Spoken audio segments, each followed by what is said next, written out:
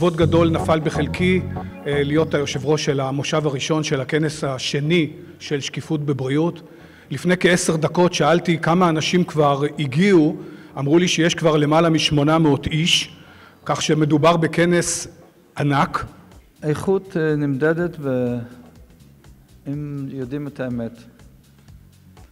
איכות נמדדת, אם אנחנו יכולים לצאת לציבור ולהגיד לו, רבותיי, תבחרו מה שאתם רוצים, זה הנתונים.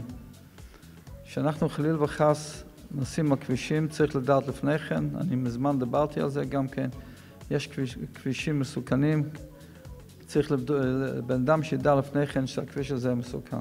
גם אנחנו שמשתמשים בבתי חולים, קופות חולים, צריכים לדעת את האיכות ואת השירות שאנחנו מקבלים מהציבור. וזה נמדד, וההתחרות הזה, זה עושה טוב לציבור. אני רוצה לאחל לכם, רבותיי, הרבה הצלחה. אני יודע, זה לפעמים גם יום הדין לחלק מהבתי חולים. לחלק מהבתי חולים שלא יודעים איך שיוצאים, איך שיוצאו מתוך הסקר המדד, זה לא פשוט, אבל ברור שצריך לזכור שיש עוד מדד מחר, וזה יעודד את כולם לצאת מהמדד הבא עוד יותר טוב ויותר נחושים, ואני בטוח שרק ישפר את המצב החולים בארץ. תודה רבה ויום טוב. התוכנית הלאומית למדדי איכות יצרה את אחת המהפכות הגדולות, העוצמתיות והמהירות ביותר שקרו במערכת.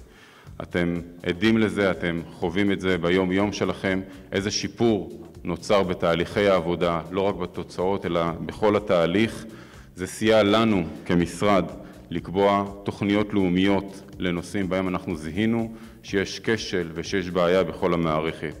כך לגבי המלר"דים, כך לגבי השבץ המוחי, הפוקוס שאנחנו שמים עכשיו על המטופלים בפסיכיאטריה, וכך גם לגבי הזיהומים.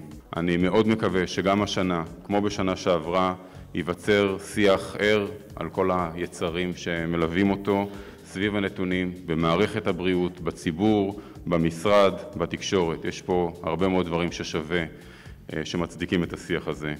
וכמובן גולת הכותרת זה מה שתציג סמנכ"ל האיכות של המשרד, דוקטור ענת אקה-זוהר, וזה את הנתונים של השנה האחרונה.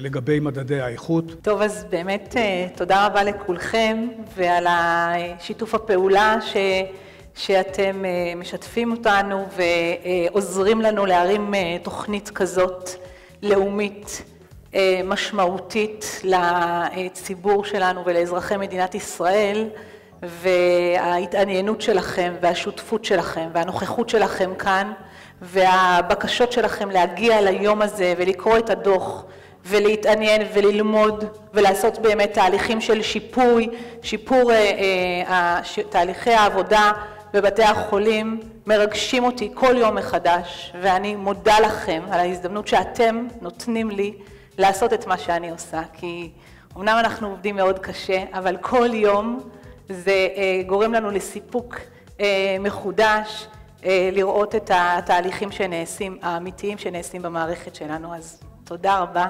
לכולם.